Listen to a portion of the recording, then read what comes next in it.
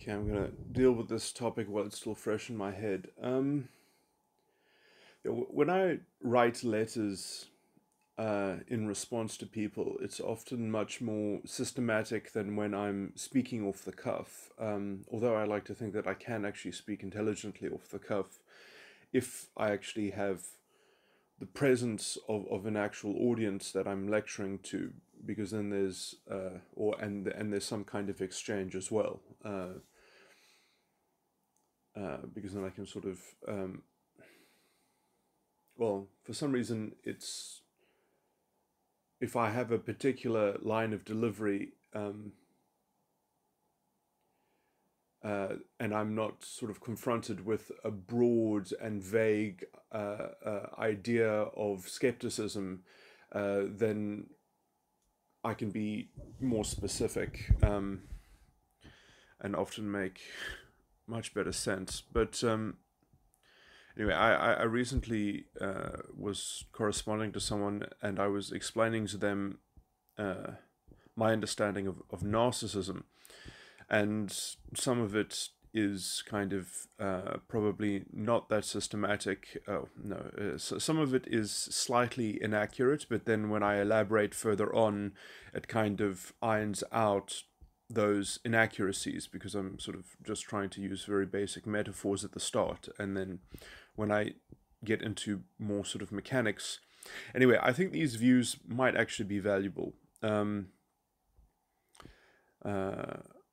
I also have some other points to raise afterwards about idealism. Okay, so I'm just going to read out my message.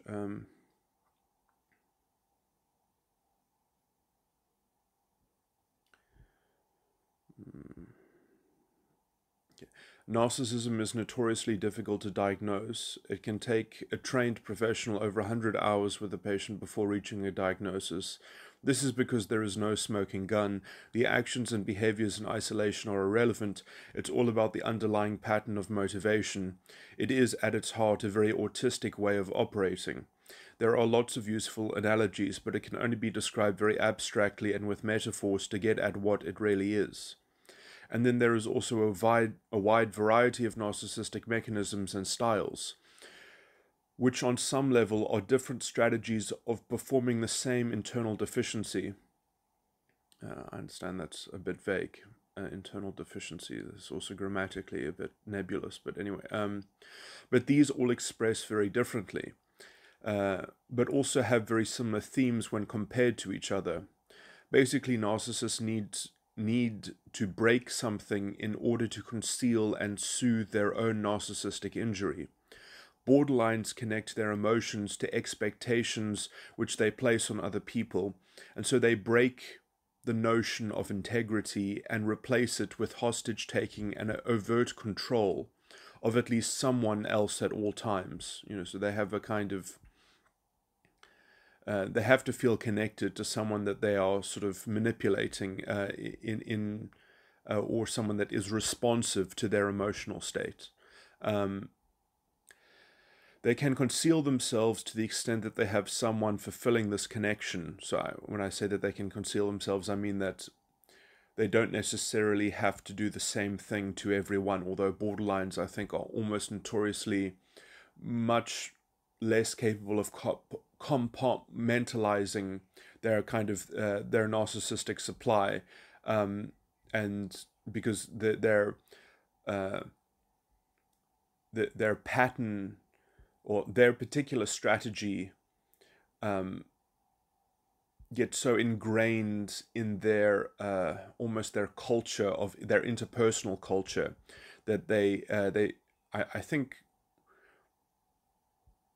they can subdue the expression of it with some people, but it seems very what's the word? It seems very unnatural. It seems very obvious that they are putting on a kind of a show of politeness, which is a kind of formalism, which isn't natural to them.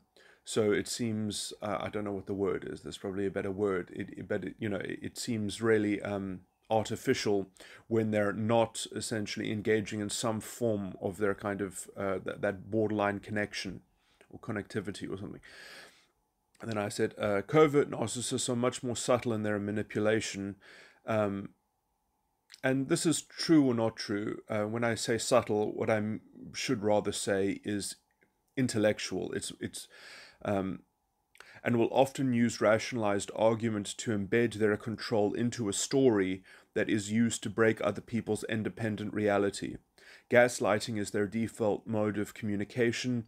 They don't directly confront opposition. They use narrative inception and often emotional blackmail and chaos in order to make someone accept their own directing each scripted role that they are kind of projecting onto people. Malignant narcissists will just use brute force, deceptive word games to confuse and bully people into conceding to their superiority and relative self-worth. They believe if they bring other people down, it proves that they are intrinsically in control of their own meaning and value. They often view themselves as the victims of circumstance and other people's unreasonableness. To insulate their very raw and juvenile self-love, they cannot accept any responsibility for mistakes or errors. They get very hysterical and emotional to conceal the cognitive dissonance that is required in order to avoid scrutiny. They are very close to being, and this is a metaphor, they're very close to being predators that appear to be domesticated. They can be good salesmen, as they know how to manufacture appearances. They are a bit of a walking contradiction because they can fabricate illusions reflexively, even illusions that appear to make sense on the surface. With some investigation into that surface, it can still seem to hold. They are very good at concealing their narcissistic abuse to audiences of strangers. So, I mean, it really just depends if they are interested or invested in, what's the word? It is somewhat a bit more complicated than that, although everything that I've just said, I think, is roughly accurate. But it's more of the sense that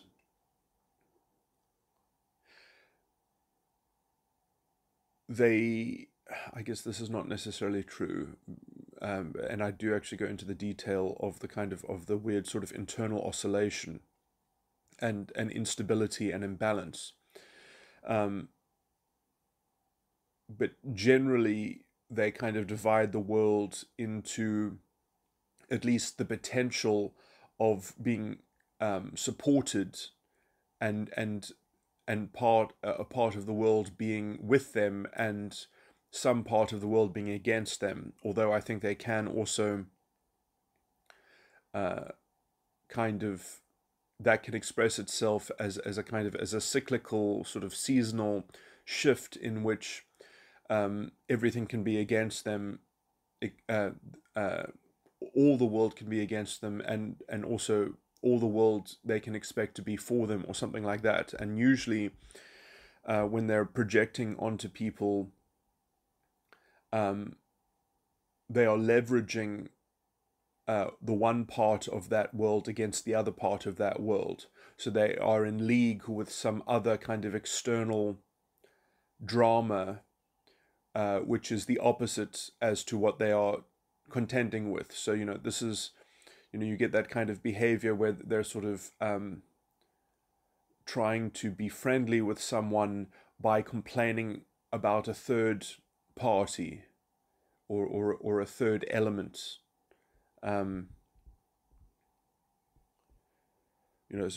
So it's almost, that's what cements the kind of allegiance is a common foe or something like that, or a common agitation. So it's the kind of sharing the status of the narcissistic of the particular malignant narcissists. This behavior also exists within the other narcissists, but okay, anyway, when I talk about unifying themes, this stuff actually becomes a bit clearer. Another unifying theme is that they create covert contracts with external elements, forcing other people to be accountable for maintaining those contracts that are effectively what make up a narcissistic scar. I should have also mentioned there are at least 6 distinct forms of narcissism, and a lot of them are quite similar. Generally, people use the term cluster B personality disorders because many overlap with borderline personality disorder and even PTSD. There is also forms of narcissism which develop within the victims of narcissistic abuse, and also people who undergo some form of trauma, i.e. PTSD. These people can recover from those forms of narcissism with therapy. It is possible to cure narcissism, but most trained professionals don't have success treating it. It's a very deep psychological deficiency that occurs from how parents regulate their children's emotions, specifically when the child decides to make an imprint of the style of dysfunctional emotional regulation, which effectively becomes a private religion where the self becomes God and external affairs and other people are treated rationally according to an ultimately nihilistic ethical code. And then I went on to further say, there is a lot of self-delusion involved because of having to maintain an idealism that can support their particular brand of covert contract projected onto their interactions or worldview, and dealing with the secondary complications and strain caused by maintaining those contracts when there are glitches and disturbances that appear within their matrix view of their interaction/worldview. That form of idealism is something similar to a stage of development in every personality. Oh my word, I'm so bad at remembering people's names. But I think, was it Maslow also that came up with the idea of animism? But anyway, I said animism, the stage of developing knowledge about the world, or about how the world sort of... I can't actually remember the proper definition of animism, but I always just think of it as kind of knowledge of verbs and adjectives, essentially. So sort of the content, the substantive content of how verbs are kind of are interrelated and interconnected with adjectives, effectively. Anyway, but their animism is programmed with a nihilistic projection. Okay, so I'm talking now about narcissists. So, but narcissists have their animism programmed with a nihilistic projection onto the external in order to insulate an invincible sense of self-regard. But this shielded self-regard is very easily bound in its own paradox, because it requires the nihilism it projects onto the external realm to be validated in order to sustain the insulation of the invincible self-regard. Or it can also try to extract symbolic agreement for confirming that self-regard, which it can't ever truly accept without also admitting dependency on external validation, which obviously therefore would negate the insulation of that self-regard, which is a simultaneous insult against the absoluteness of the insulation of the self-regard. Okay, sorry, that's a repeat. So this becomes the overarching recurring theme of continuous drama, which the narcissist is constantly subconsciously instigating, while also complaining when his or her own pure reactions to the drama do not get sufficient respect that can maintain the pathological structures that crystallize that self-regard, and ignore the inconsistent paradox of looking for an external source of validation for its corrupted self-love.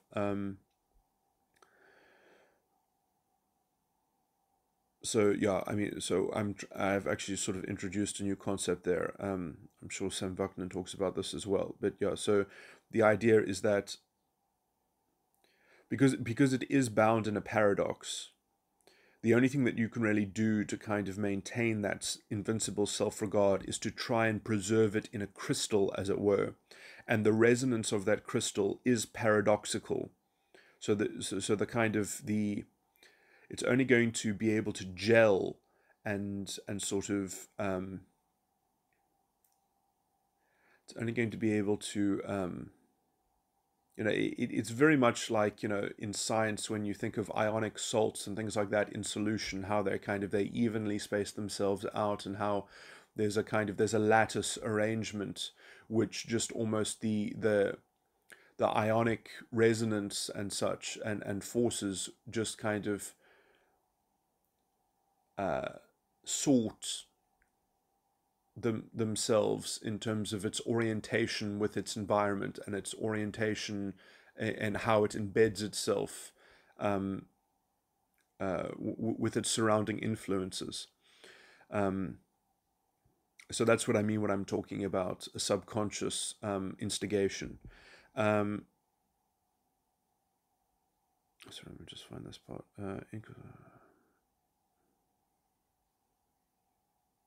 So that paradox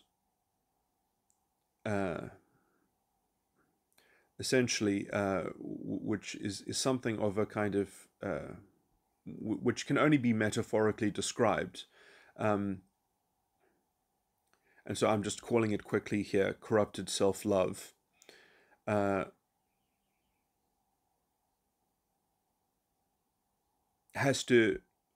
paradox has to be ignored, and ignoring that effectively sets up the crystallization of the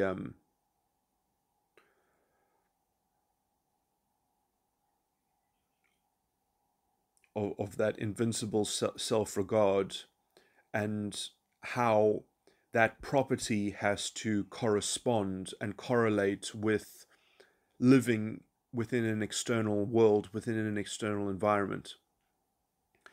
This is the core of the persona dysfunction.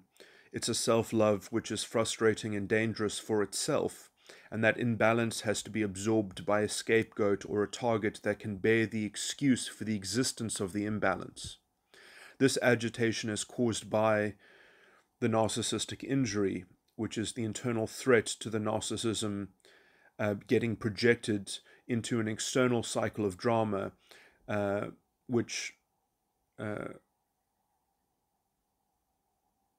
the agitation experienced by that individual develops into the scar that sits over the narcissistic injury.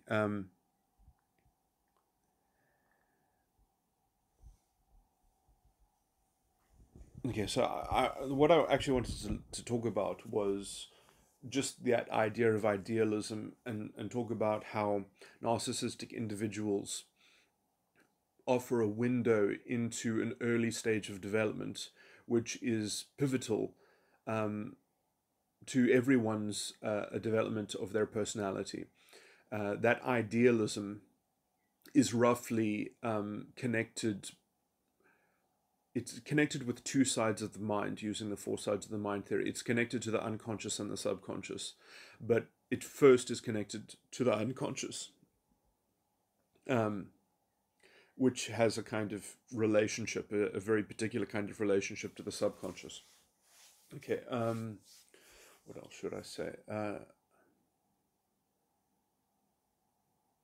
And I think this is why narcissists generally have the kind of the feeling that they can give to people, because they do offer somewhat a mirror, or a reflection of a very early formative stage, which has a very, within the narcissist, is being used as a mechanism, which is part of their style of interaction, or their interpersonal influence. Although that's not true for all kinds of narcissists, because some people,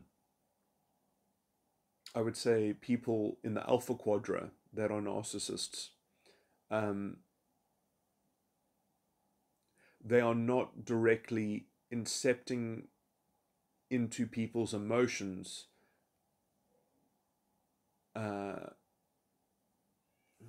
This is hard to say. They are literally just trying to incept other people's beliefs and their reality in some sense.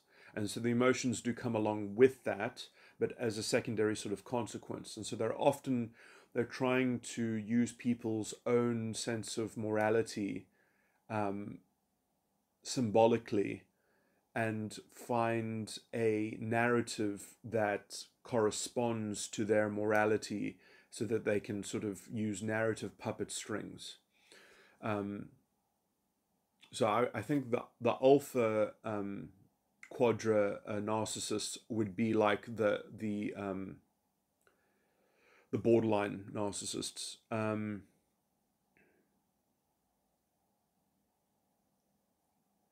The beta narcissists, I think, will generally be the kind of the malignant narcissists.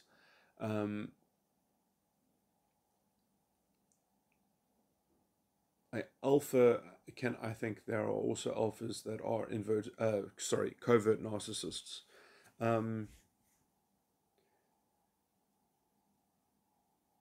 And gamma as well, I think, would also be covert. Anyway, but the point that I wanted to sort of make with this is that, in some sense, I mean, it has been said that everyone perhaps is a bit narcissistic, can fall some, and perhaps actually there's healthy narcissism and things like that. And it is interesting because, you know, in as much as that this can be also, I'm going to make a parallel with some religious doctrine and scripture, because I think it's very interesting to do that. So I do think that there is actually, within, some of this might be semantically clumsy, but within the doctrine of Christ itself, I think that could be described as a healthy form of narcissism. It's interesting because it's almost as if, I mean, there's some parallels to be made. You know, on at least on some level, you could say that Jesus thought of himself as the Son of God, which is a kind of godlikeness, that he is like God in some way. Now, this doesn't obviously correspond with the pathology of narcissistic behavior, and it leads to a kind of radical independence in the form of Jesus Christ, at least if you can take that as a model of psychology. But it's worthy of note that what is promoted within the Christian doctrine is an emphasis of actually creating an idealism, one that is unattached to external influences. Jesus Christ says, if you are worthy, you must hate your mother and your father and your brother and your sister and even your own life to be worthy to be a disciple. So there's not even to be a disciple, but just to be worthy to be a disciple. There's like a precondition. So there's something very close to the idealism in which God is self-contained in the self, or connected with the self, but that it's sort of, it works in a two-way sword, a double-edged sword, that it's not just on your side and against the external. It's on your side, but it's also something that judges you, and it's something that judges the world. And it can also, at least potentially, be in league with something else in the world.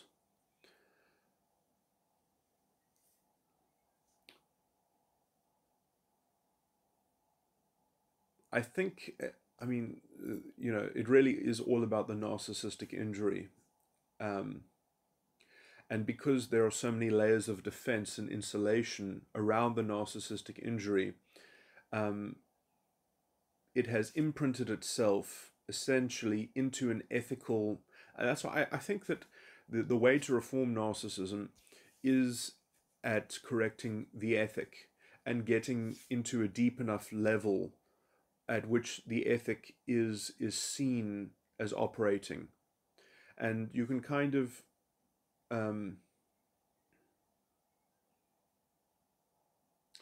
because I mean, this can be described in many different ways, because effectively the thing that you have to break down is the autism, is the solipsism.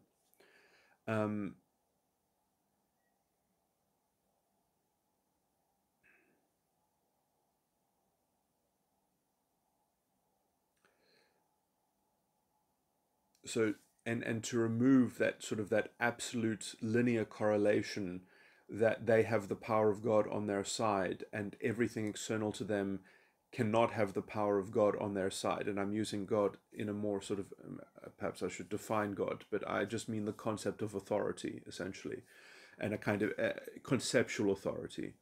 Because without authority, and I mean this in the abstract sense, without the notion of authority being a viable psychological qualia which can be attached into animism, that can regulate animism and regulate and be infused into the verbs and the adjectives which can attach both to the interior mental space and onto those objects within the interior mental space which correspond to external entities and objects, like other people.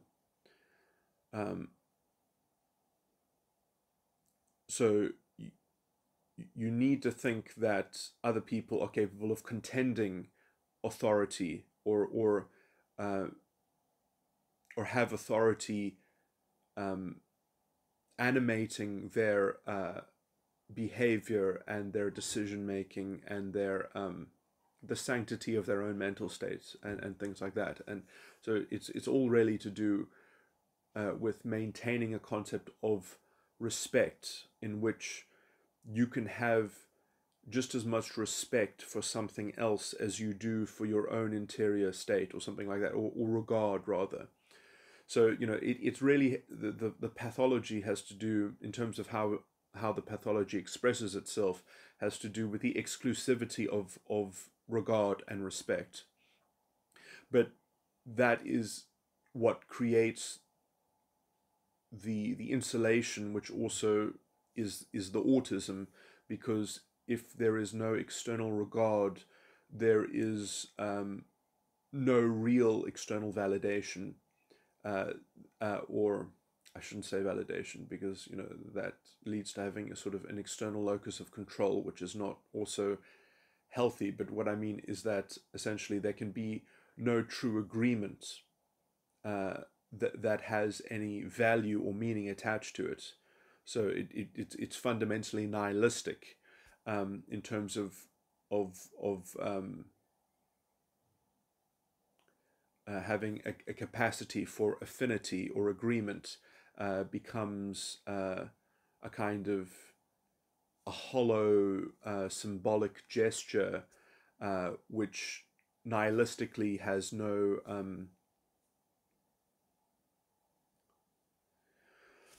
sorry, let me try be slightly more systematic, although I think I am getting through the general sort of issues. So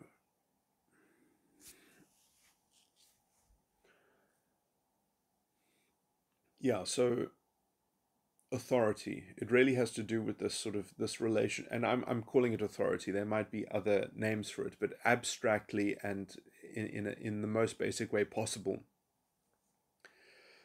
And I mean, you can see that effectively that is what makes narcissists pathological, is that they have a very specious framework of contending authority. They're the authority which they permit to sort of that they permit themselves and other people around them who they have influence over. It's a very specious form of dominion. It's so that sort of explains things like gaslighting, where you don't allow other people to have their own independent reality that you communicate with, or you essentially everyone else's emotional state is of a kind of secondary consequence, because their own hysterical, victimized trouble is always immediately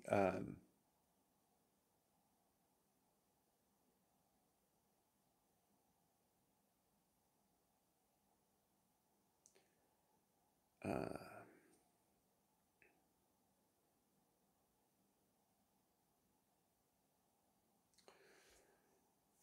so I'm just trying to think how to describe that, because I mean, you know, it is very interesting because you find that people that use that kind of strategy, that sort of that borderline strategy, you know, it's exhausting to themselves to keep up that hysterical framework that insulates themselves, you know. So it's like having to sustain panic, and often they intellectually know how pretentious and fake it is, how manufactured it is, how fabricated it is.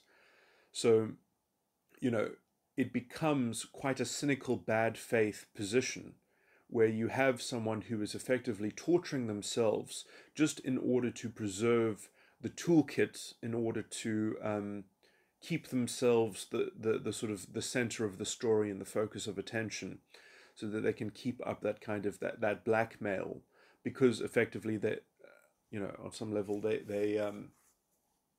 it's so raw, the they feel so vulnerable in having the kind of that abstract prime paradox, to have that be challenged or troused, or scrutinized. You know, so it's a sort of it's an abject defense mechanism, um, which has to hold sway. And there's no limit as to the kind of the turmoil that they are capable of manufacturing in order to defer and divert attention. You know, often because they're so poisonous and toxic, essentially people just walk away from them. You know, because it's not really they can often be quite dangerous, because they need someone to kind of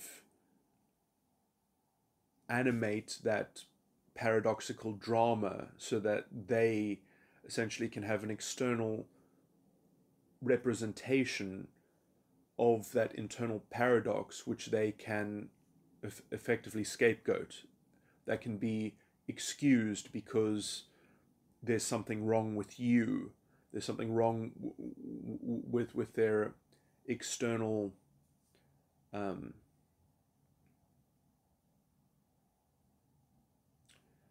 so they need to be codependent with someone who is capable of sort of just constantly absorbing their narcissistic abuse and validating what their narcissism effectively needs to have projected onto, you know, so essentially they're doing you a favor.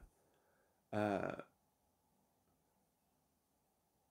they when I they are doing the narcissist is doing you a favor by helping you regulate the story that they have sort of made you be a part of, kind of thing.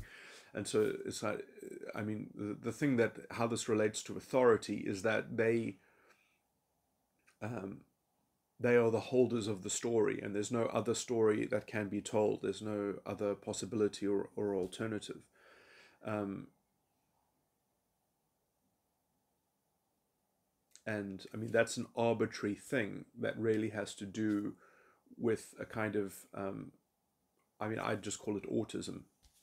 Um, but it also obviously has an ethical imprint of itself, which is effectively a kind of a nihilistic creed of a kind of invincible self-regard, even though externally they might be torturing themselves and traumatizing themselves so that they can set themselves up as the victim of somebody else's. I mean, it's quite funny because they often accuse other people of being narcissistic.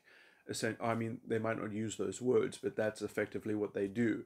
Is they make everything they do a reaction to what other people are doing, in some sense, as part of that drama. Um,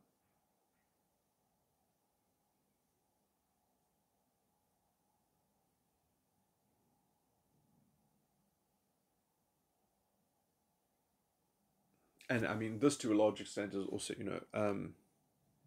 obviously it's not every time the case, but this is like, the some battered woman, for instance, you know.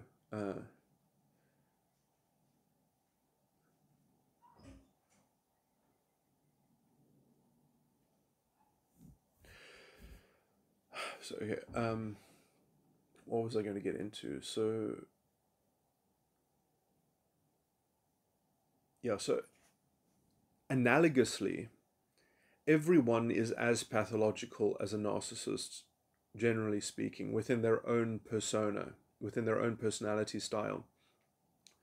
They are just as pathological. I would say that the difference between narcissism and just personality style is that narcissism operates on a kind of on a social level that can be ideologically modeled. I mean, obviously, people can be influenced by anyone. Anyone's personality can be an influence on somebody else.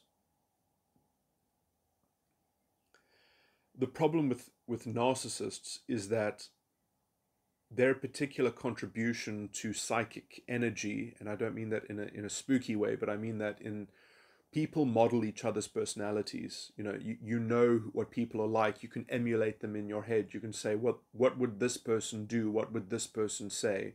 It's somewhat part of empathy, or at least sometimes you don't even need empathy, but to be able to emulate.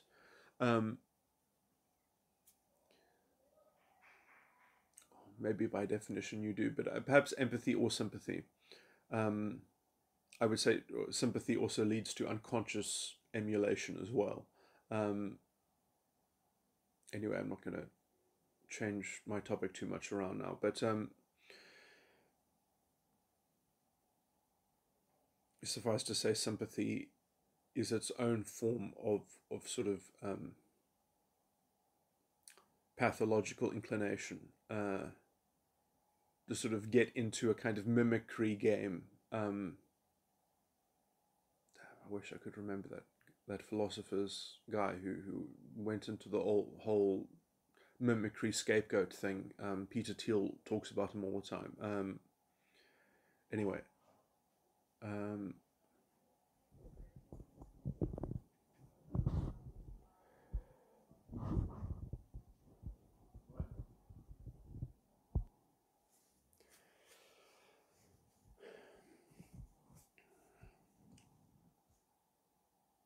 so yeah, I'm just going to say that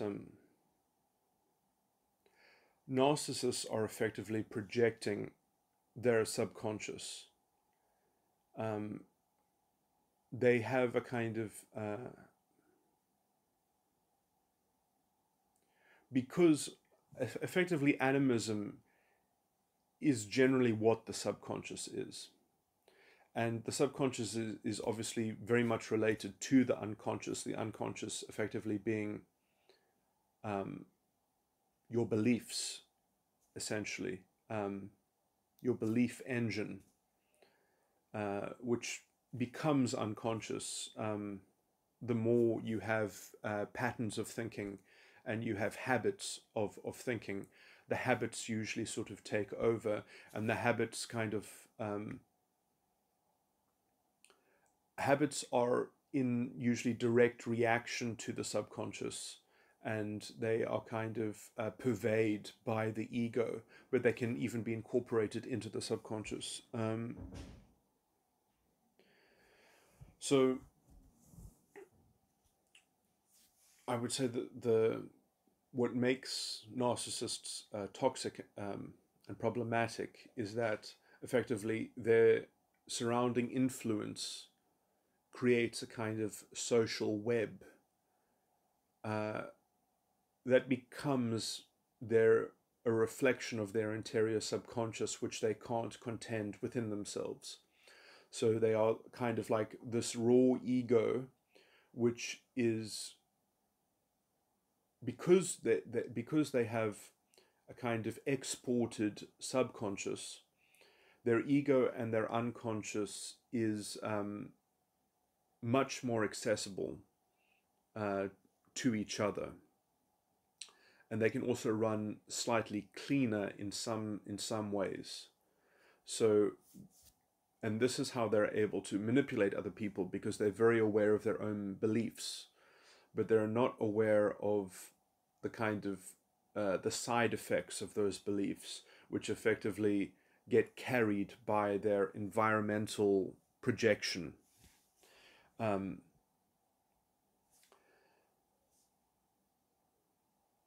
Now, other people that aren't narcissists also project things from their subconscious, but they don't do it to the same degree, and they don't, I guess,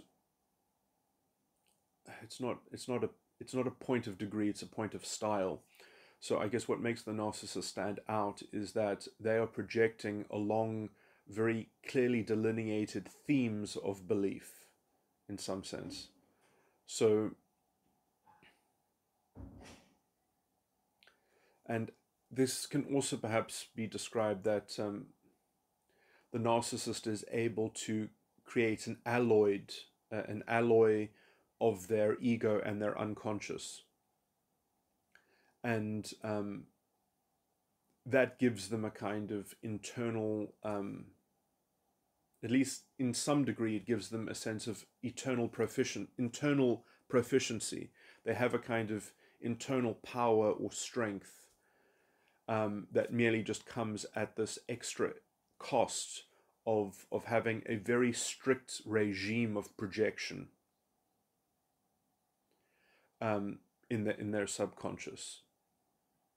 And their whole subconscious is exported in terms of its accountability and authority. It is happening to them according to them. So their own record of their subconscious is that it effectively doesn't belong to them. It's exteriorized. And this is what makes them so toxic and dangerous. But what's more than that is, generally culture has to suppress them. Otherwise, whatever strategy is not suppressed within the different types of narcissism will effectively be built into the culture that they exist in. And that is incredibly, it's going to have a mixed bag in terms of its consequences. It's going to have its blind spot, it's going to have its paradoxes, it's going to have it's going to cause a lot of problems. So I can't think of general enough, because these things can only be described so abstractly. So in terms of the actual consequences, it's hard to sort of just say things that will have a general application. But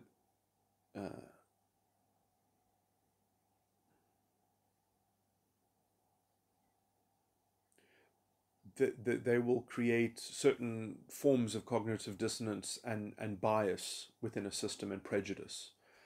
But yeah, so basically, this is the problem, is because they are projecting their subconscious onto the environment, and that it has a very particular strategy involved in terms of how that accountability is essentially sort of contractually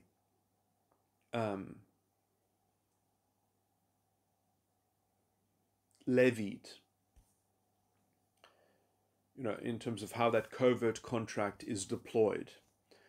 And it will often have, because that covert contract has to be deployed via language, via culture, via sensibility, or just general public morality, it has to find a way to kind of sneak it in on some of those generally shared cultural objects or something like that.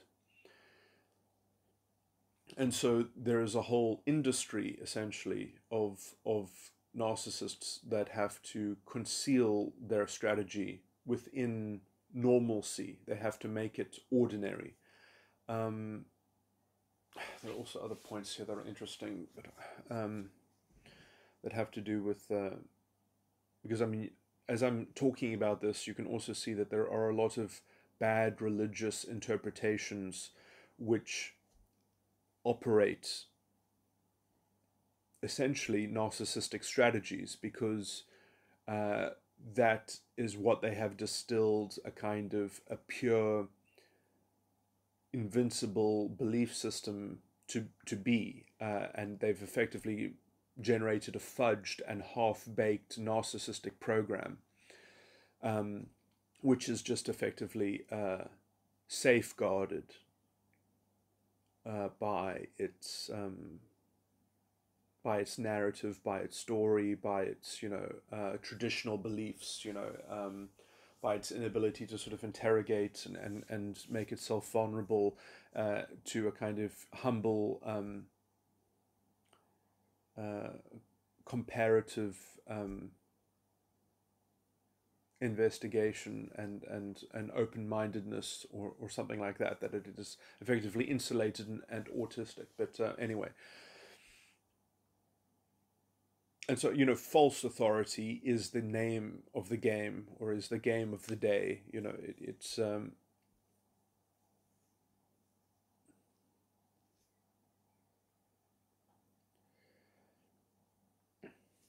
anyway. So what I was going to say is how narcissists compare to ordinary people with personalities. So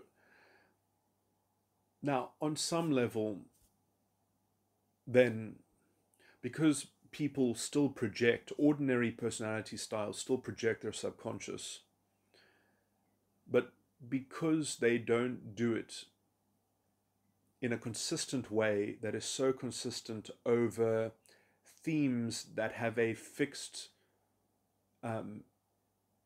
cultural kind of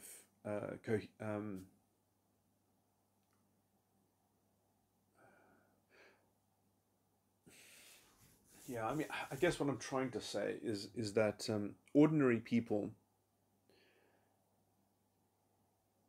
are just as pathological as narcissists, generally speaking. It's just they're not as toxic because their toxicity is not as consistent. It's more of a kind of scattershot, and that scattershot is kind of capable of some level of evolution and transition. But those transitions and those adaptations can also conform to other patterns, but they wouldn't be narcissistic patterns. There would be other forms of neuroses. And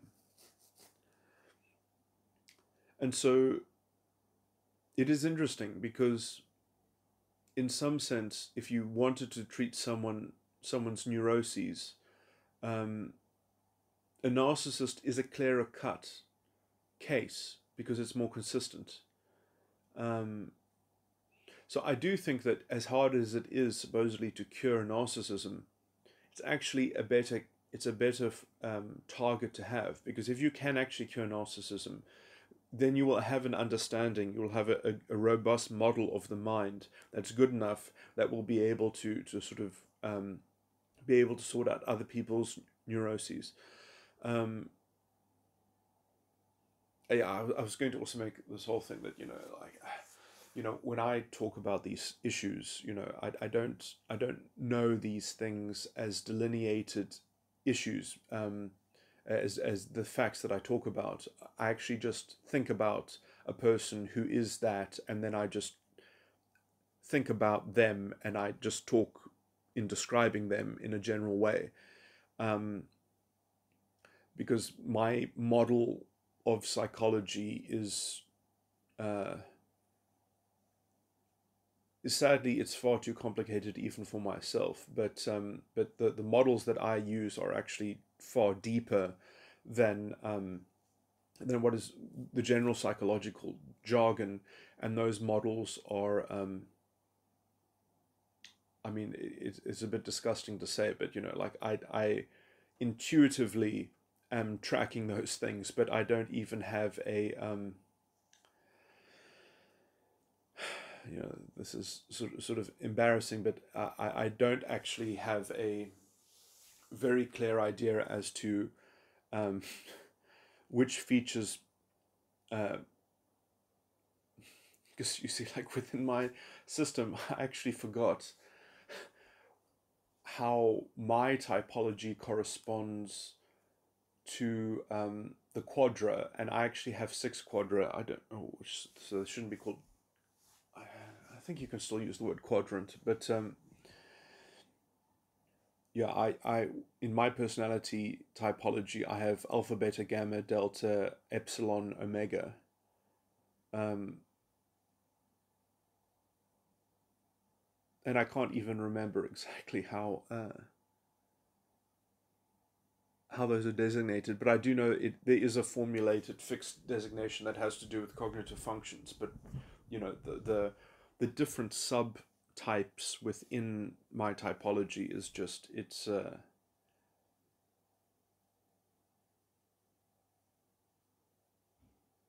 they cut across different dimensions in such a way that it's I mean, I don't even know how to just yeah, I don't know how to clearly define the difference between the 3 main categories of type.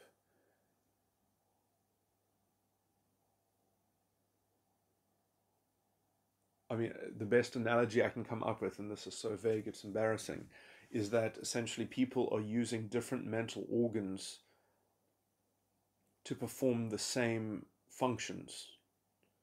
And this is why you could have people that effectively have the same MBTI type, which is itself a kind of approximation of my meta type. So they can essentially have the same.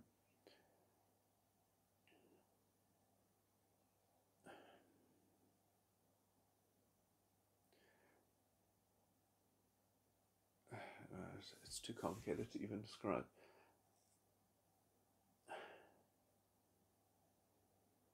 I mean, I have described things like this before, but it just takes so long and it's so abstract and hard to follow. There's no even point in just sort of muttering word salad. I feel like giving it a go just to show that there is some substance there, but it's.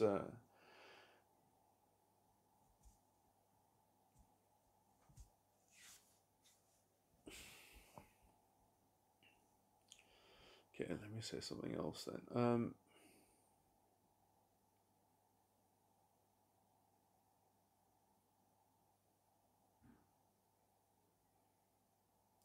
Yeah, so I mean, I have a kind of intuitive scope over the breadth of my psychological models.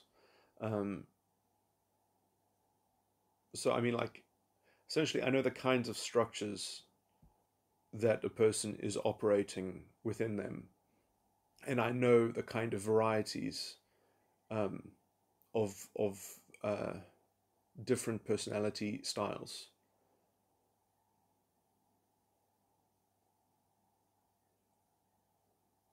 And that gives me just a kind of a reflexive, intuitive grasp of the kinds of mechanisms that are supported by those models. And, I mean, I guess, the biggest contribution I have made before is when I gave a lecture talking about uh,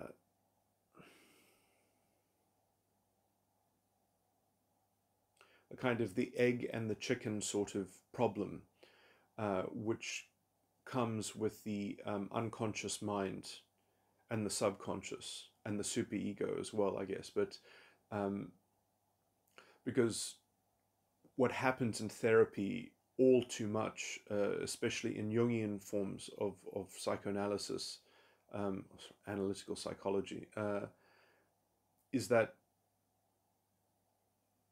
they will deal essentially with a particular manifestation of an issue, um, and then they will kind of deal with the kind of the belief structure that has to do with it. And as soon as they deal with the one, the other one reemerges. And they can literally handle the one, and then the other one will essentially redevelop. And so it's sort of like a hydra that is not really capable of being, you lop off the one head and the other one, and then you go focus on the other one. And because of that sort of lack of not grasping the structure of how these things are interwoven and interconnected,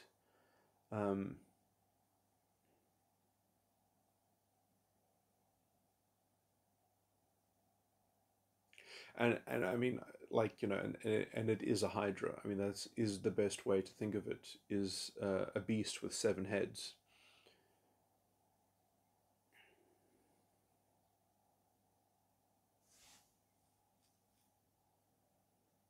Although that was actually quite funny, because when I was lecturing at that time, I don't know how I did it. I think I actually did it on purpose. But at that time I was talking about 6. Still, many of my models are based on 6. They're not based on 7. So I kind of went back to the drawing board on that. Still don't know how to integrate that fully.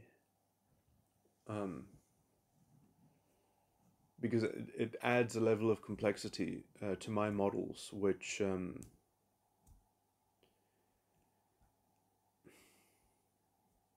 basically I left out the superego when I did my metagram.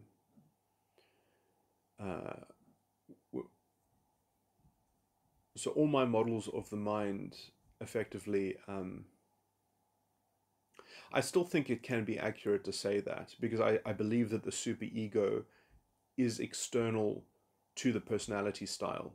And the word that we came up with, which was actually sort of appearing in the literature after that lecture, was the environmental unconsciousness.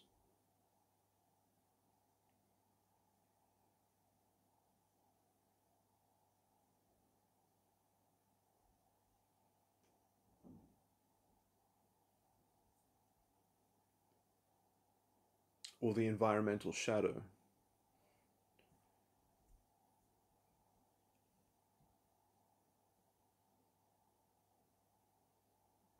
Which is strange, because it's, it itself is a strange sort of paradoxical thing. It doesn't actually exist.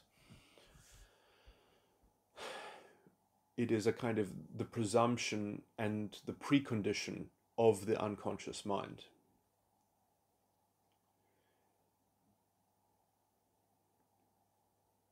And then got into calling it the superego.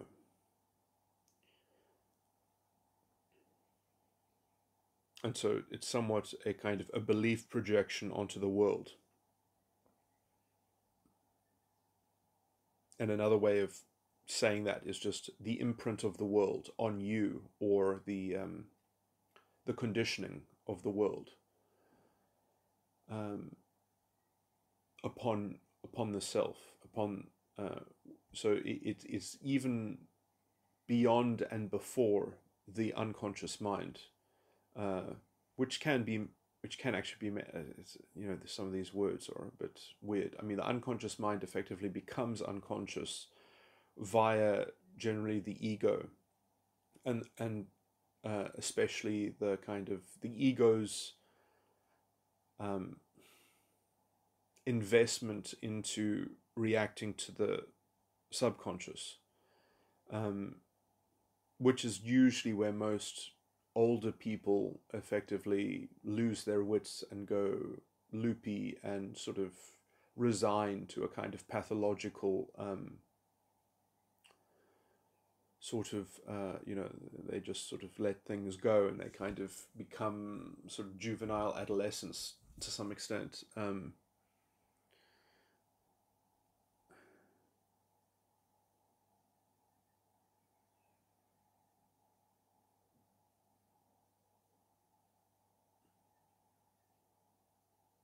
I mean, it is true the subconscious mind is the most fun part of the mind.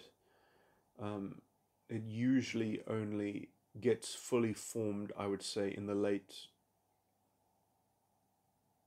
20s, from the mid to late 20s, or maybe even as early as 22. And after that, then the person becomes these are all generalizations, I guess. Then the person becomes, when the subconscious is seen as a failure, as an objective failure, and there's then a dependence on the ego in a way which then actually usually ends up being lost. But if it can reconnect with the unconscious and try to sort of undermine effectively, to the extent to which the ego is capable of rebelling against the subconscious, and then it's capable of fathoming how the unconscious led to the development of the ego in the first place, and is still capable of going one step further and contending with the superego, then it actually really gets the keys to the unconscious. And then there's a hope of an actual, say, unification or self-actualization between the ego and the superego, where eventually the superego essentially undermines the subconscious, fatalistically almost, or when I mean fatalistically there, I actually meant as well. Fatalistically in some sense, in that, it almost is like a fable that is foretold, but also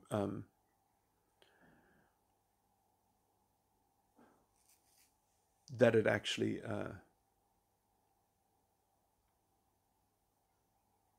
comprehensively sort of ends.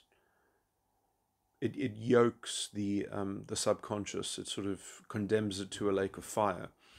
And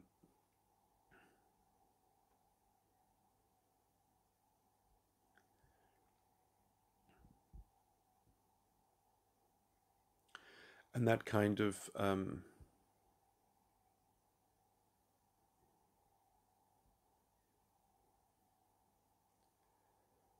freezes the expansion of the false ego, and from that point onwards, it effectively just has its energy slowly kind of dissipated from it. It gets discharged. The personality style gets discharged, and the kind of the basic intellect gets to repurpose those resources and capitulate a is that the right word? I mean that it can construct from those resources. It can I'm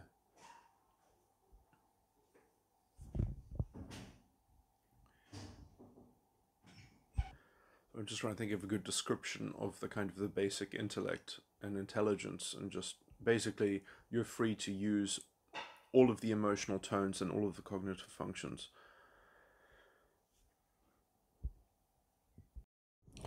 I was a bit distracted and ended that a bit poorly, so let me just end it off again.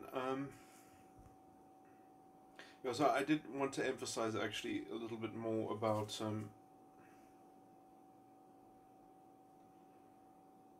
how effectively the problem with narcissists is that their strategies are much more capable of being consciously replicated by people.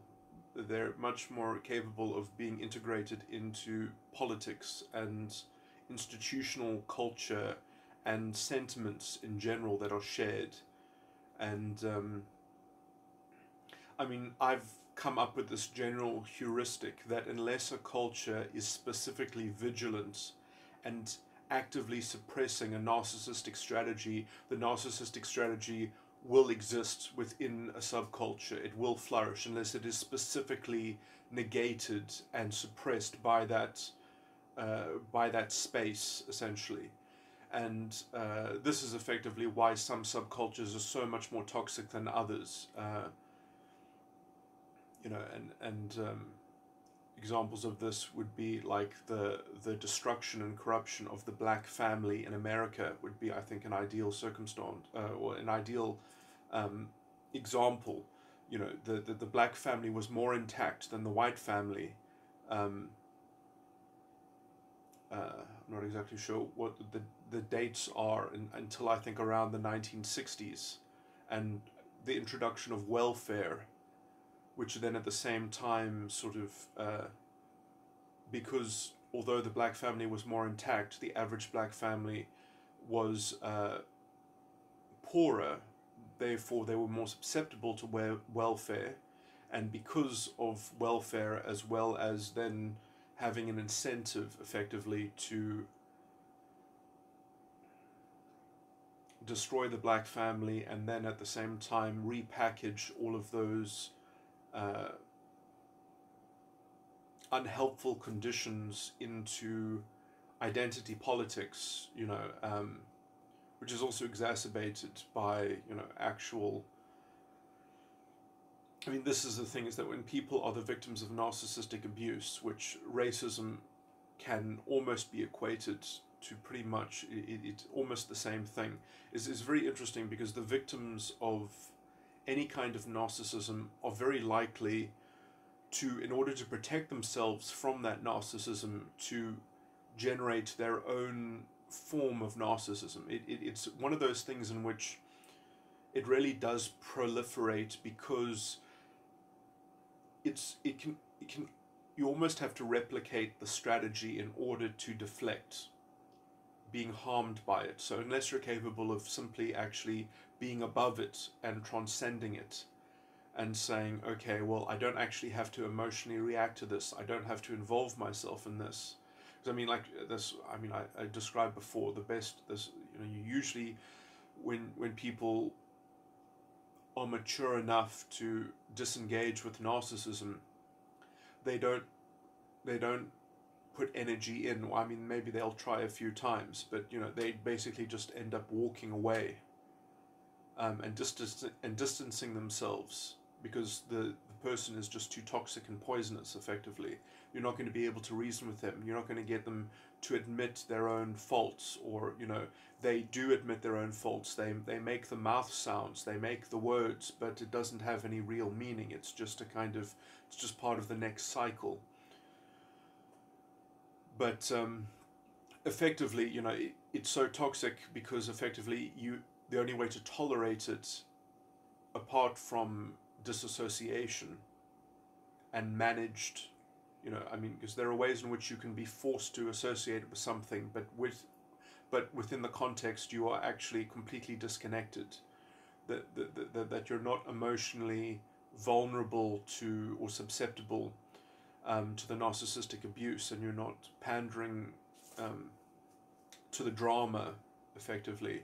And although the drama might be happening, or you can see the hooks and the bait to kind of get the drama running, with you having emotional energy invested into it, you can kind of dispassionately disconnect yourself and uninvolve yourself, to the point at which, when the accusations come, or when the story tries to attach itself, and when the scapegoating happens, you can sort of, if you've been clever and consistent enough, you can kind of get it to roll like water off a duck's back, kind of thing.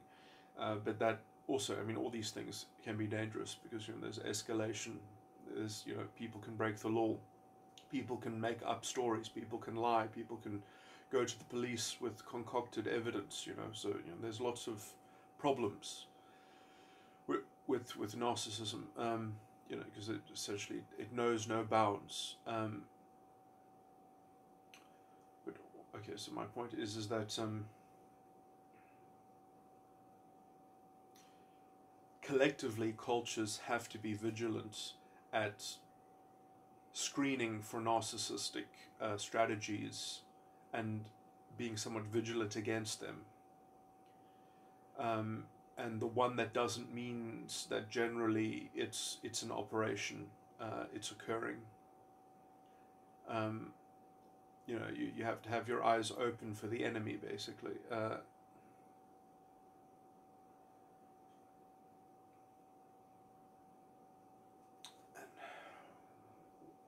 so there's, yeah, and then it is weird how essentially people, because of their culture that has already been poisoned, or their political ideology has already been poisoned, they are basically running on narcissism. They are basically plugged into the narrative. Their narcissism effectively is just being orchestrated by a kind of collective entity, by identity politics, for instance, which is, I've got explanations of identity politics. I don't want to change the topic. But I mean, effectively, identity politics is a collective form of narcissism in which you get identity mongers that are effectively, yeah, I've got whole videos talking about this stuff.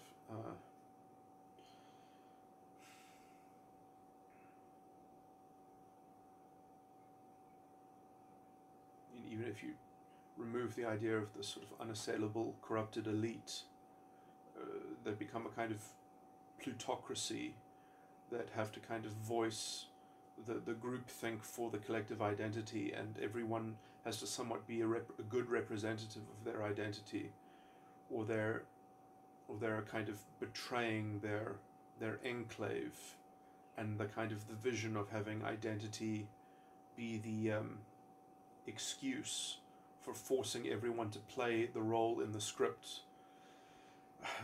I do have much longer elaborate explanations of this, and it is actually worth looking at that as an independent subject. But anyway,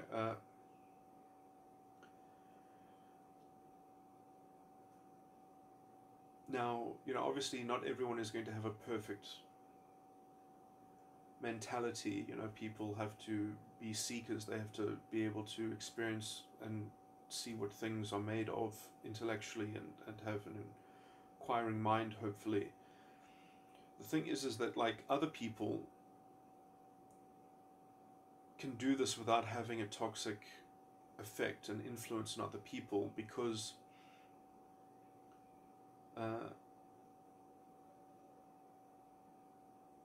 effectively their beliefs don't turn into collective narcissistic groupthink. In-group, out-group politics, that means that you can't question those boundaries, and you can't question certain values and meanings which those boundaries depend on, you know. And so, like, other people might not have all the answers, and they might not be self-actualized, but they don't effectively set up fascistic cultures.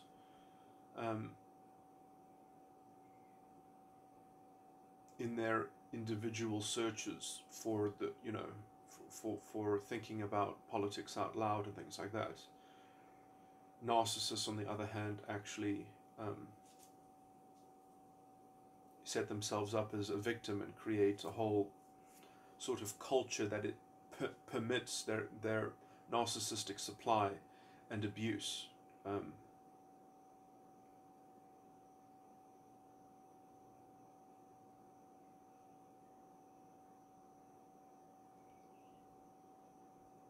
I mean, this also happens on smaller scales.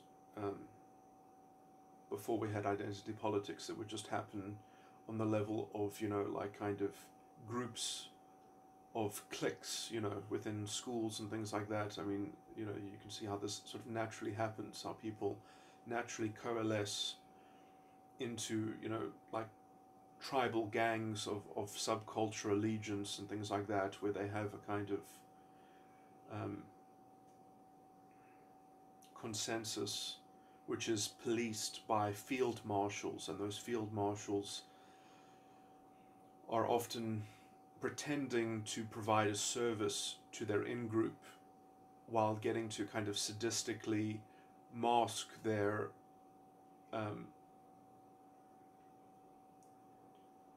narcissistic supply within the function of keeping people safe.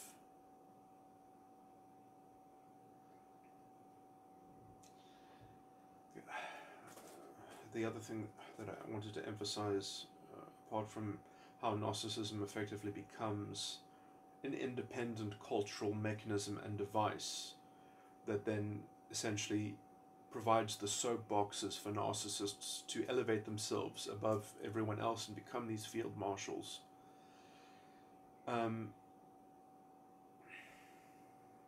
Which also has a very toxic effect on just thought itself. Thinking itself becomes very corrupted. Words become redefined radically to kind of fit in with the kind of the safety, orthodoxy and such.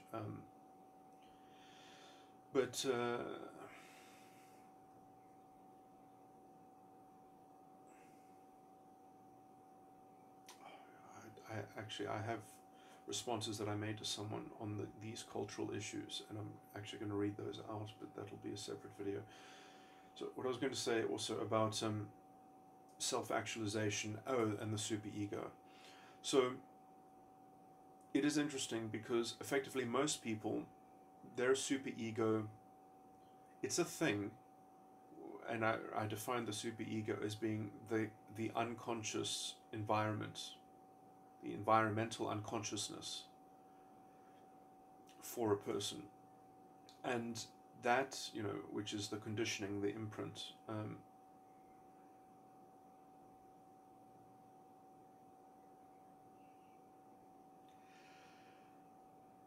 this is something that is like a reverse image, an inversion of the unconscious mind, and so it kind of becomes the complement of the unconscious mind.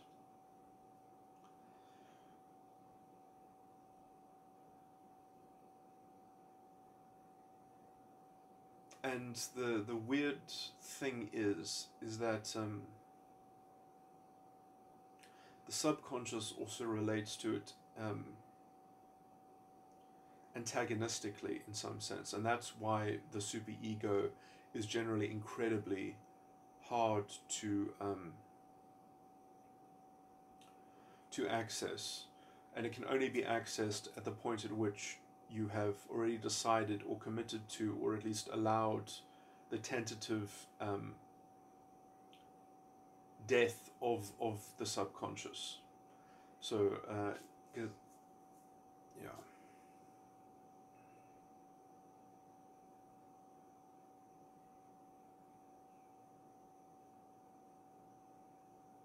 So you have to be able to sort of crystallize your subconscious and suspend it. And then the pattern of, so you're actually using the subconscious as a kind of, as a conducting rod for feeling the influence of the superego.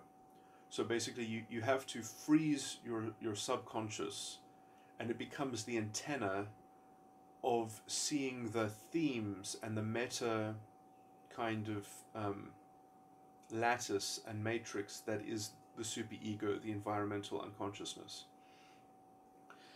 And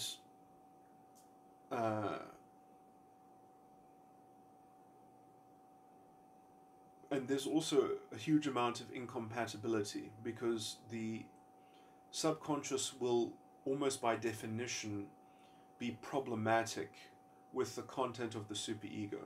And so unless you're committed or capable of dispensing with your subconscious, dispensing with the projections and being equally,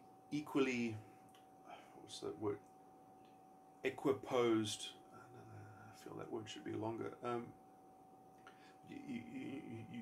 you have to be able to kind of disassociate your attachment to the subconscious and your animism. You have to be willing to allow your animism to be undermined, basically. in order to see an objective framework of a, when I say objective, I mean this in a relative sense, but in a kind of in a static framework of preconditional beliefs, a priori claims that are required in order for even the unconscious mind to, for your unconscious beliefs to even begin.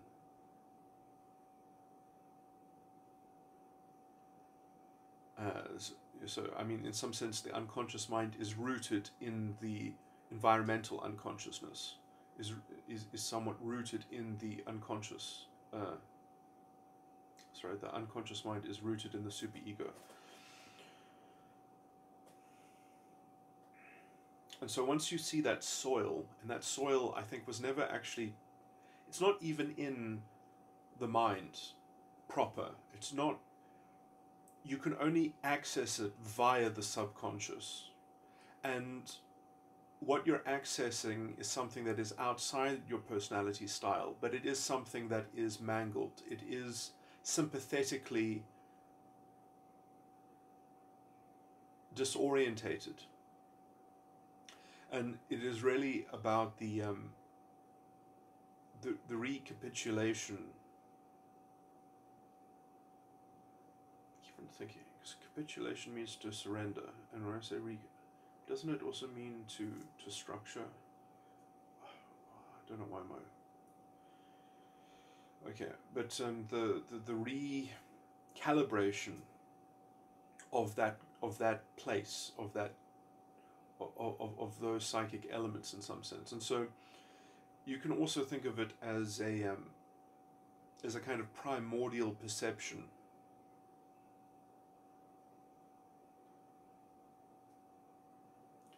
Well, it would be both perception and judgment.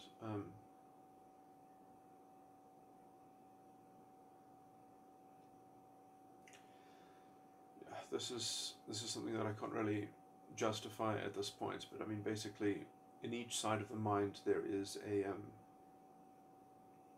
there's an internal reaction, essentially.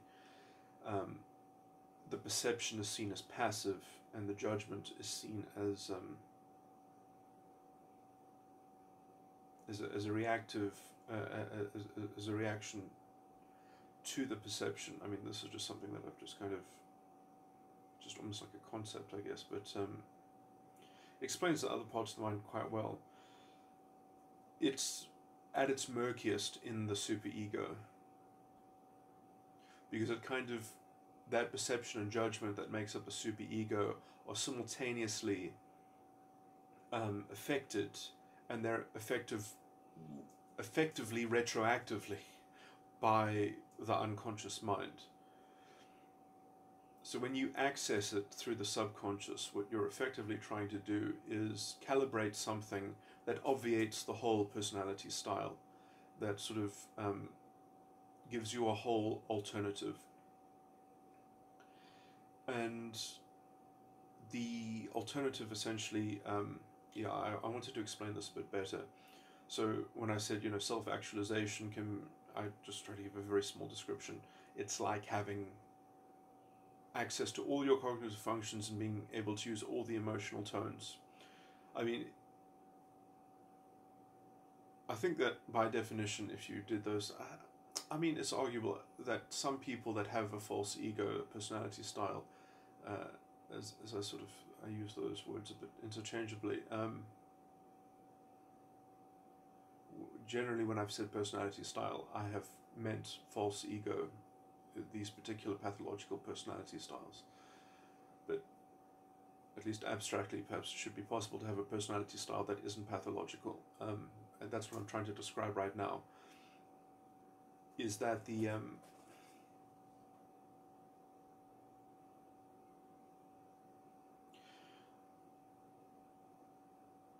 each personality style is only using a third of all the emotional tones. And emotional tones is just my own jargon. They are inflections of cognitive function, and the various different combinations of inflected cognitive functions amounts to 24 distinct emotional tones. Each personality style will only have a possibility of accessing about 8. I mean, I say that off the cuff. Generally, each personality style will have less than 8, but generally personality styles can be, this is not necessarily a valid breakdown. Sorry, it's not that it's an invalid breakdown. This is not a technically important distinction to make. This is not necessarily technically, in some technical sense, it's an important distinction, but it's not such a vitally important distinction to make. But basically, you can divide up all personality types into 3 distinct groups, which share very many things between each other. But the one thing that is different is that they use a different alphabet of emotions, essentially. And so they each share one pool of 8 emotional tones. And there's also another thing that goes along with this, which I find very hard to express because it's very sort of technical and things like that, which is that as if they use different mental organs to do this. So you can find some people that have the same MBTI type, which means that in this context, I'm talking about someone who has the same meta type, but they use different emotional tone alphabets to do the same meta type or MBTI approximate description of their cognition, but they are actually using different emotional tones, which is just, which means that their cognitive functions, because I mean I can break this down into cognitive functions, and I've got a contradiction here because I've said that the emotional tones are made out of cognitive inflections, but because these inflections are complicated molecules almost, some of those molecules operate very similar to other molecules that exist in other alphabets. So they have a similar expression, although they have a different internal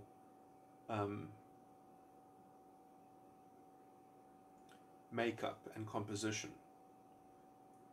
And they're also being performed by different, to use an analogy, a different mental organ. But those organs are somewhat are consistent within those 3 groupings. And so people almost intrinsically that have some awareness of other people's psyches probably wouldn't group people into these 3 categories because they are weird categories, and they would probably make more categories than 3, because let's say an alpha person, a person in the alpha quadra from one of those alphabets is going to be quite different from an alpha person in another one of those quadra, so it's somewhat confusing, but I would say it is exactly what the Hindu religion spoke about when it talked about sattva, raja, and tamas. The rajas.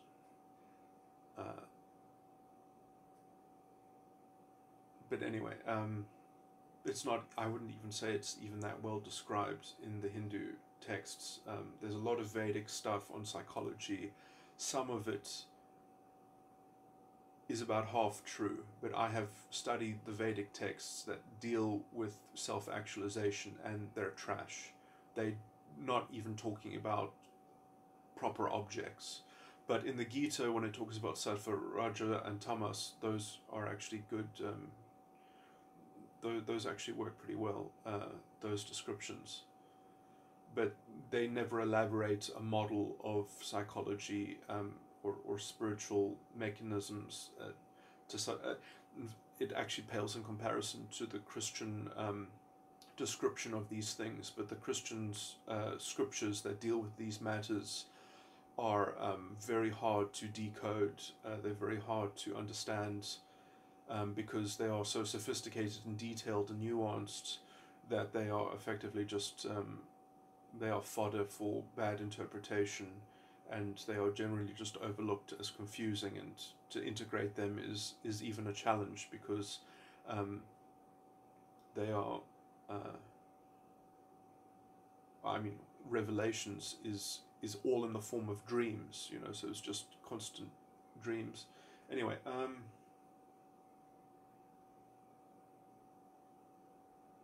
which has a tremendous amount of sophistication and detail, but you know, what do these aspects relate to? It's very hard to ground that unless you have a lot of experience with trying to model the mind and having a very robust philosophical deep theory of mind, which no one ever bothers to start with. They think that they're going to discover it by groping toward it. You know, it's somewhat laughable.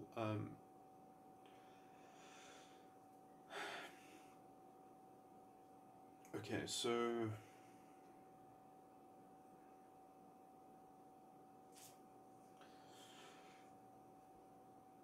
what was I going to say? So the superego, what I was going to say in general, is almost like a blank canvas, that it is just sympathetically absorbing whatever and providing whatever collateral support the unconsciousness needs it to contain. So it's almost like the whipping boy. It's just the sort of, so it's been carted around, it's been sort of mangled and you know, diced and chopped up and sort of glued together 1,000 times as the unconscious mind has been doing whatever it's been doing. And the superego rarely starts to get fucked up in an extreme. It would have generally a reasonable one-to-one corresponding relationship with the unconscious. But what really fucks it up is the other sides of the mind, is the ego and the subconscious. When the ego and the subconscious effectively rebel in the ways that they rebel against the unconscious, it creates paradoxes within the superego. And so you can imagine, in the same way that the subconscious is being projected onto your environment, now your environment has got like a kind of, you know, the movie Inception, where the dream within a dream, you know, like lots of bullshit is happening in the superego to allow for this. And what is a better way of thinking about this, because is the concept of God itself, I think, is very closely associated with the superego. The superego is generally containing the notion of some kind of theory of determinism or theory of fatalism or theory of how time works, like or some kind of deterministic currency that everything is powered by. There's some kind of so the notion of authority itself is somewhat dispensed. I mean, effectively, that's where the unconscious mind gets its authority from. It has to steal it from the superego, or it has to be an agent of the superego's, you know. So in some sense, the unconscious mind, which is not necessarily truly unconscious, but in the sense that you're unconscious, you're often very much unconscious of your own beliefs. You're not able to change your own beliefs, although you can change your own beliefs, but people very much often aren't. But those beliefs yet depend on other beliefs that have not been made consciously. They have been sympathetically aligned unconsciously. Okay, yeah, I'm saying all these truisms. Okay, so what is the point that I want to say here? Is that the unconscious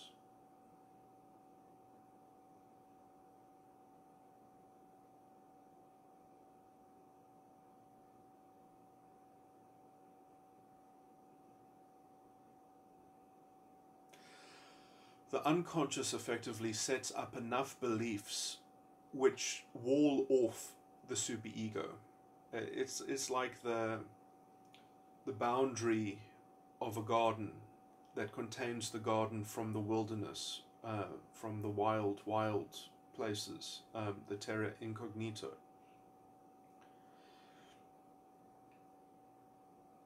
But it has to, in setting up those boundaries, those belief walls that keep the garden safe,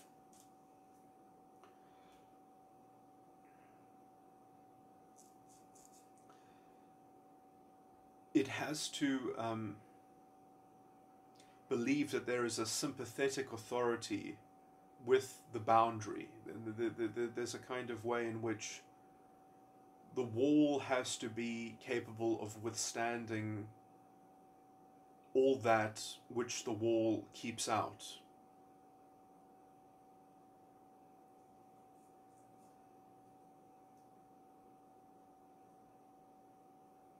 And so there's a way in which the wall of belief that the unconscious mind is essentially is made up of those kinds of foundations.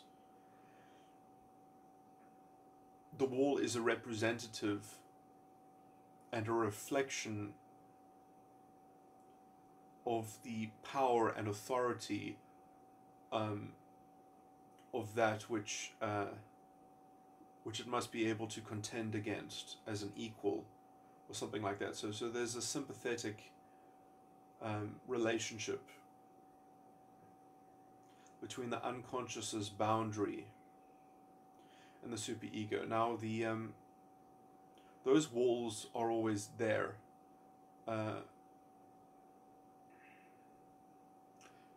Without those walls, you don't even have an ego.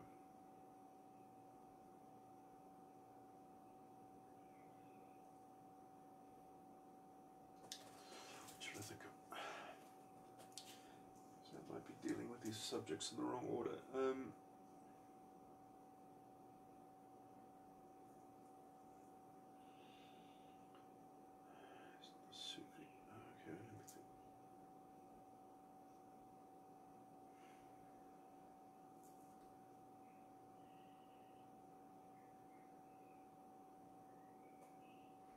Yeah, so I do think that it is correct for the subconscious effectively to adopt the content of the superego, because then the ego has access to the contents of the superego that hasn't been filtered by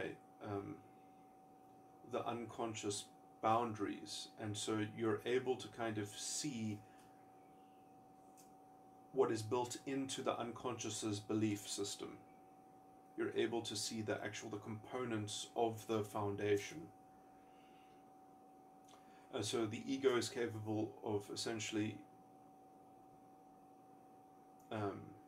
conducting a successful insurrection that makes it a kind of independent and integrated, self-actualized thing. I mean, there was actually a beautiful piece of writing that kind of explained a lot of the stuff with the eyes of the oracle that in the Matrix, and I go over this in some of my other explanations of some of these issues.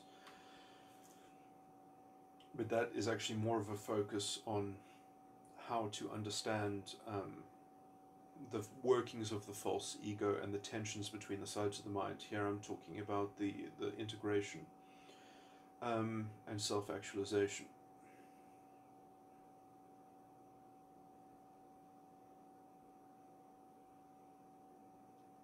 So the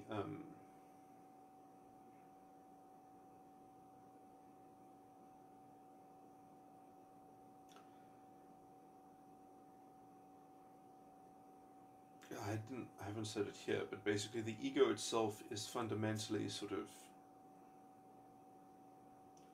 left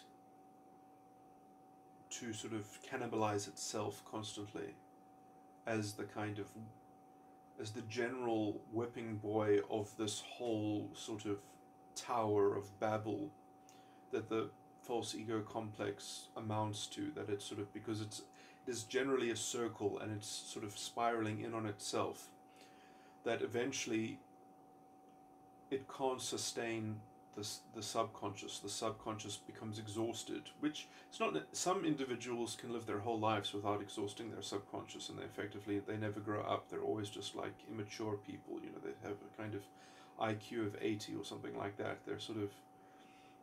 They're always looking for an edge. They're always looking for, you know, a scheme that's going to kind of create something that's better than the sum of its parts. You know, they're always trying to work out how to get a free lunch, sort of thing. It's sort of this idea that there's treasure to be found within. I'm not going to go into those analogies and things like that to fully cash that out, but basically they believe in the enticement, that they still have this internal enticement that they can acquire something.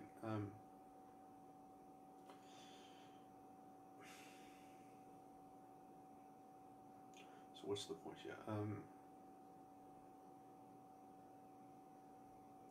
Is that when the ego can no longer sort of farm the subconscious to access that kind of that dreamlike fantasy, then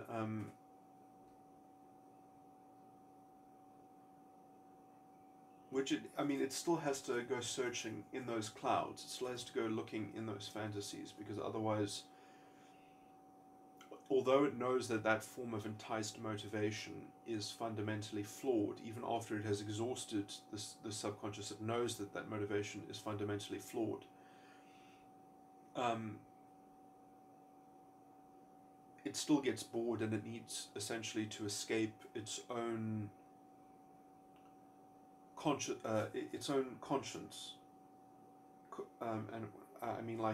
because that's all the ego is it kind of contemplates over its own consequence, and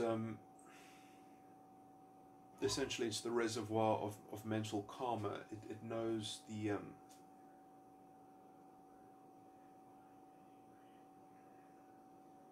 it's the sense of its own trial.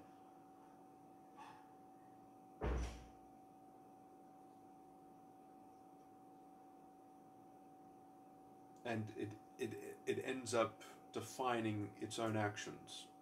So it ends up defining the actions in a kind of certitude. And that certitude almost fundamentally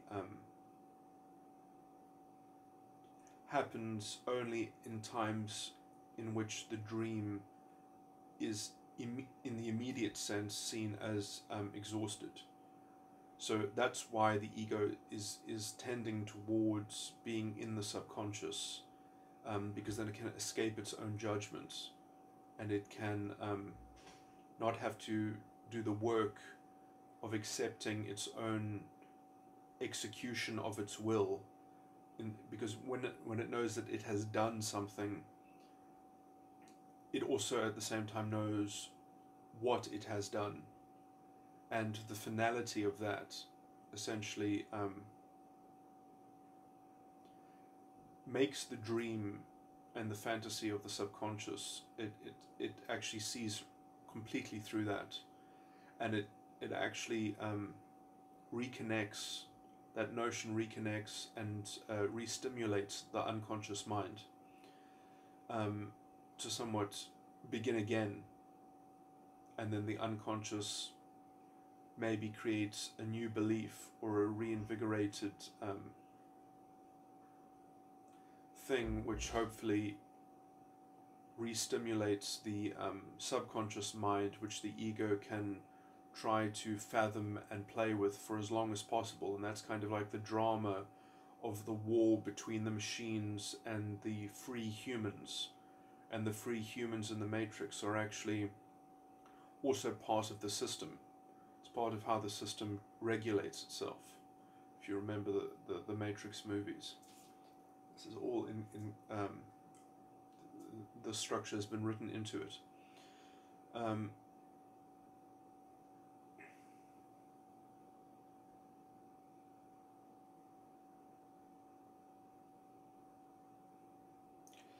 But the free humans, the ego, it is set up effectively to be rebellious, and to be the machine, or to be part of the machine of somewhat of the possibility of evolution, the possibility of potential, of change, of alteration, of revolution.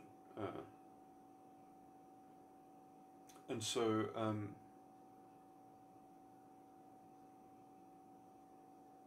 and it does that effectively by accessing the superego, where it eventually effectively wakes up as a new being. And what wakes up is the residue of the ego after it has gone through the process of refinement, of being debased, because essentially the ego, in the analogy of the Matrix, the free humans, is in some sense the progeny, the son of the unconscious mind, which I would also link to the scriptural description of the Son of Man.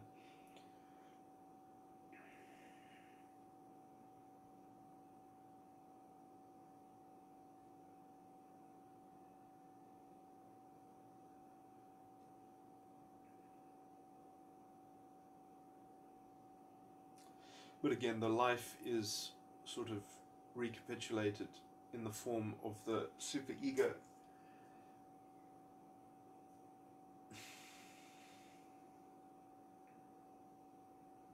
Perhaps even the ego itself is, it sort of collapses and is reborn in the space of the superego, which is itself really is a rebirth, because the ego itself is happening on a level, it's happening in terms of how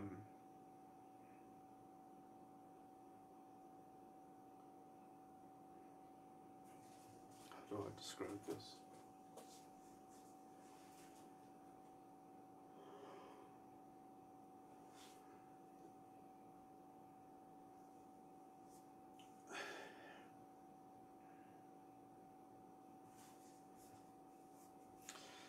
The dimensions of psychological reality balance on top of one another. The one is the platform of the next, and conceptually can be understood as existing within. So you get like concentric circles that exist within one another, and the smaller the circle, the more delineated the vantage, the vision, the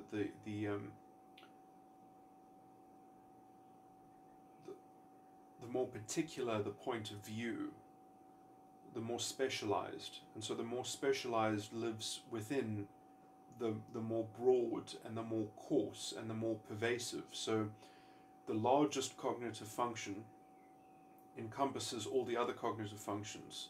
And as you delineate bits of the wider cognitive function, you're left with a different character within it. You're left with a different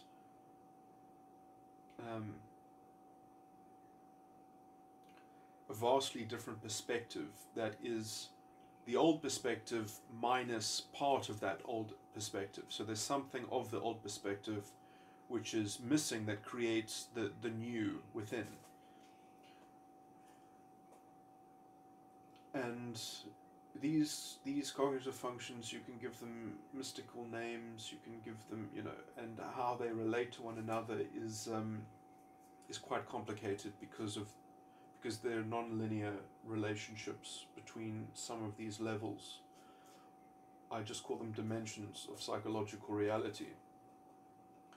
And so you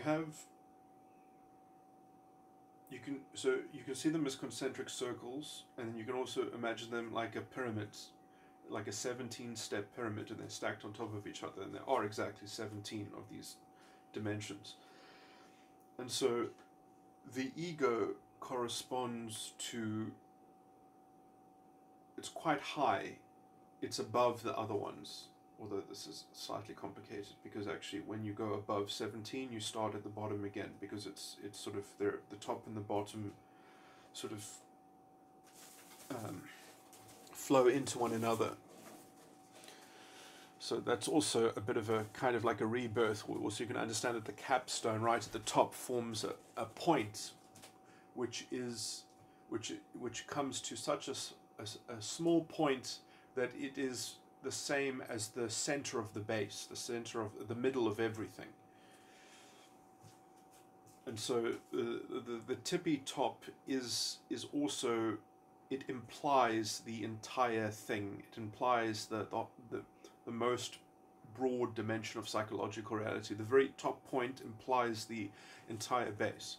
And that's just a kind of visual metaphor. And anyway, but basically, as soon as you go above the top, you start it from the bottom again. But anyway, so it does also work as a kind of cycle. In the scriptures, they talk about a new heaven and a new earth, for instance. Okay. Anyway, that's my point. So,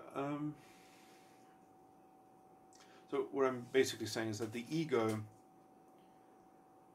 is at the is above the superego in terms of the epistemological ordering of the false ego complex. So you start from the bottom and it goes up. And why I'm saying this is that the superego exists below. Superego exists below the unconscious, which is below the subconscious, which is below the ego. So, you know, when the ego collapses and is reborn on the same level as the superego, it's manifesting on an earlier level, on an earlier dimension of psychological reality, because that earlier dimension of psychological reality, in a sense, encapsulated all of the things within it. It encapsulated all. So it's actually the immediate dimension just below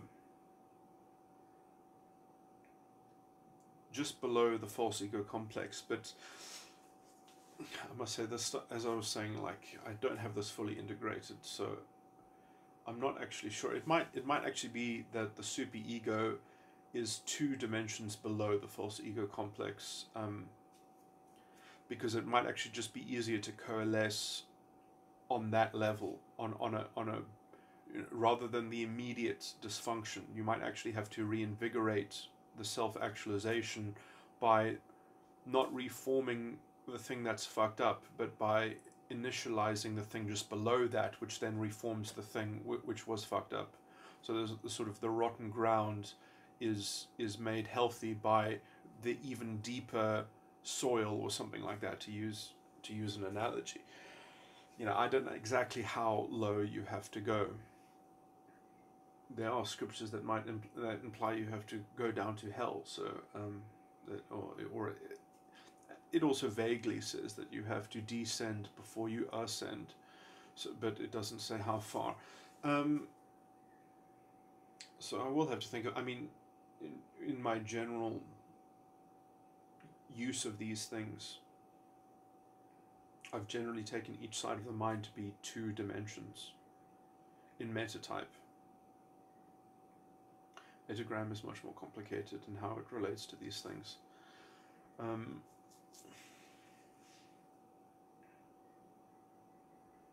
But there are also other things that would imply that the number 10 and the number 7 are used in connection with the beast. 7 heads and 10 crowns and 10 horns. And then it also talks about the beast with 3 heads and 7 horns.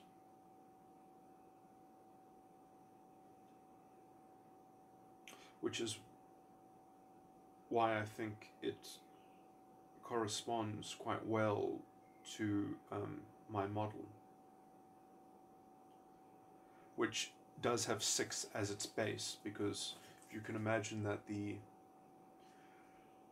6 dimensions of psychological reality which make up the ego, the subconscious, and the unconscious, and then the 7th being the superego, which is kind of like doesn't actually fall inside. So the 3 are actually the prime the three would be the unconscious, the subconscious, and the ego. So those are all the numbers that I think those kind of line up.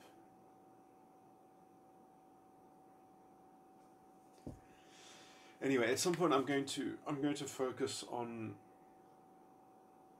trying to get a clearer presentation of the dimensions of psychological reality themselves and how they can be understood, sort of, which I mean it's not going to be easy to it's not going to be possible to universally communicate that easily because it's so abstract.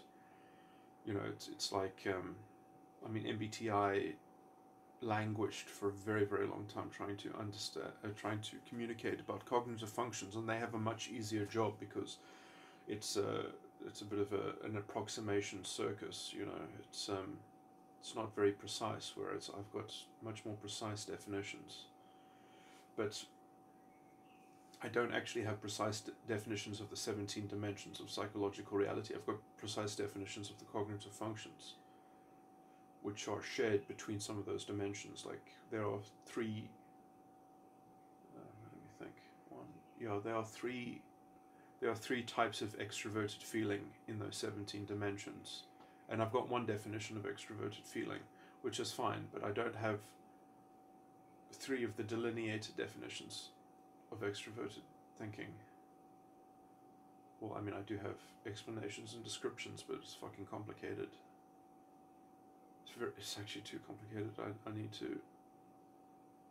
I mean, I had these one-word explanations which work pretty well theoretically, but they require a bit too much sort of mystical innuendo to actually present them to people confidently. And yeah, the sad thing is that it gets so complicated because whenever I talk about those issues, the only way to do justice is to fully get into the deep theory of mind stuff, which is just, it's a bit too much. I think it makes me think it's not ever going to be accessible to enough people. Well, perhaps to professional audience. Even then, it's not going to. Oh, actually, I mean, some people would actually be better than me, I think, in terms of retaining it, because I mean, I can't reflexively remember all those details. I just remember the one-word reductions, which actually do work pretty well, but perhaps someone who was like a TI user would be able to think of perhaps even better summaries. Or at least analogies or something like that. Anyway.